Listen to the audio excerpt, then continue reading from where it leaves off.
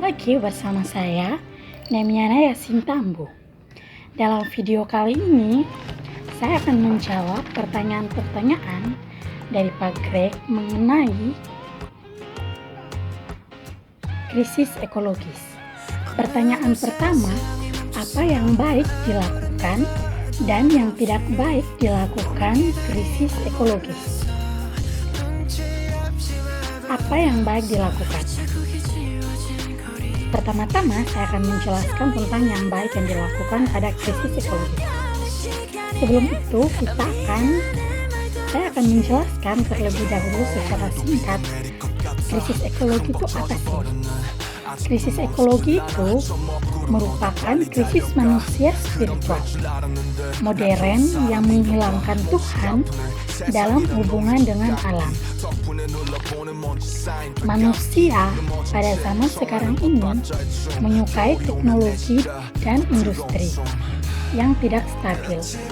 Permasalahan dalam kuadrat manusia dan budaya, manusia semakin memuja kemewahan baik moral,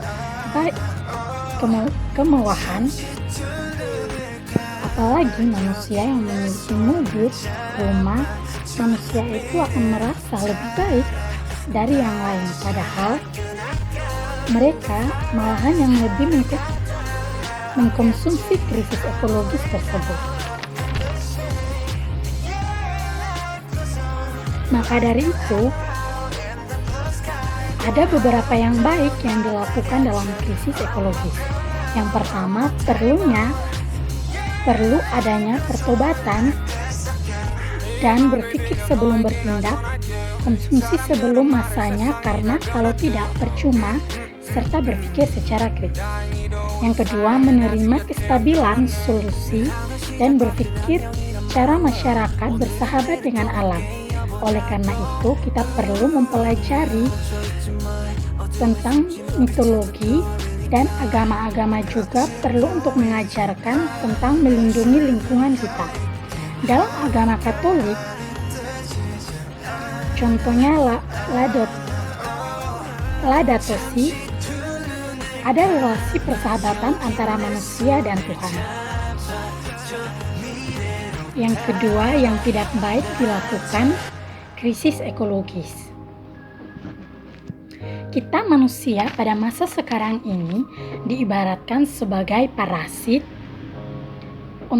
untuk bumi. Akibatnya, dari kebodohan dan omong kosong kita manusia, mungkin kelak akan berdampak pada anak dan cucu kita.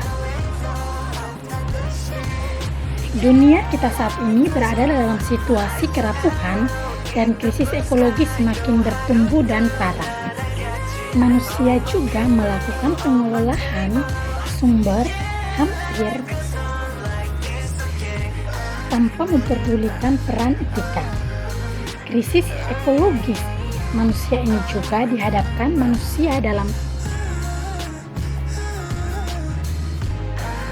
manusia kurang peduli pada norma-norma tanpa menggunakan hati nurani. Akibatnya, kualitas sumber daya alam lenyap dan kualitasnya turun.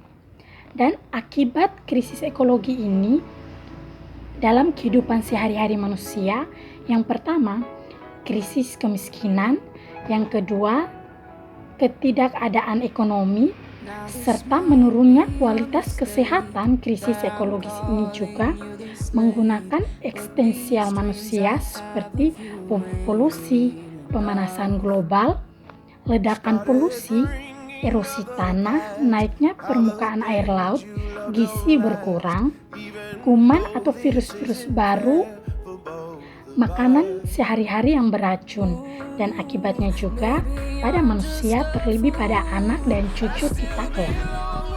Nomor 2, ringkasan dari video. Kita manusia pada masa-masa sekarang ini diibaratkan sebagai parasit untuk bumi. Akibatnya, dari kebodohan dan omong kosong kita manusia, mungkin kelak akan berdampak pada anak dan cucu kita. Dunia kita saat ini berada pada situasi kerapuhan. dan krisis ekologi semakin bertambah dan parah. Untuk global, tetapi di masa-masa krisis ekologis ini, komunitas-komunitas global ini sangat bodoh amat.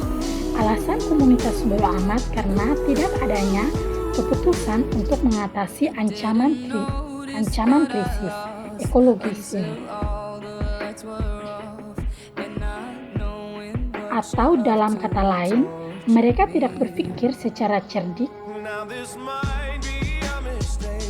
Menurut Iris William, maka dari krisis ekologis ini perlunya ada kebijakan membuat orang merubah perilaku dengan tidak selalu berbelanja di supermall, seperti berbelanja produk binatang atau bulu binatang, karena itu merupakan bunuh diri.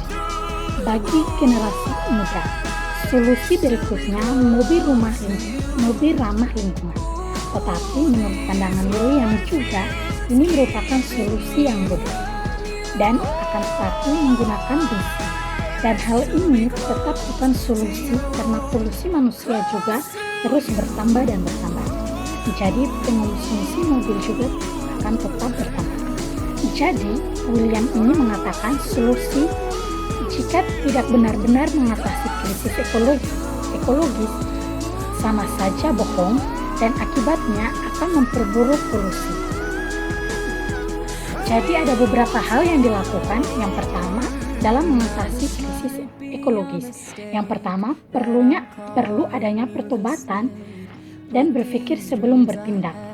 Yang kedua, menerima kestabilan solusi dan bertindak, serta masyarakat harus bersahabat dengan alam. Oleh karena itu, kita perlu adanya pembelajaran tentang mitologi dan agama-agama juga perlu untuk mengajarkan kepada kita tentang lingkungan. Dalam agama Katolik, contohnya Laudato Si.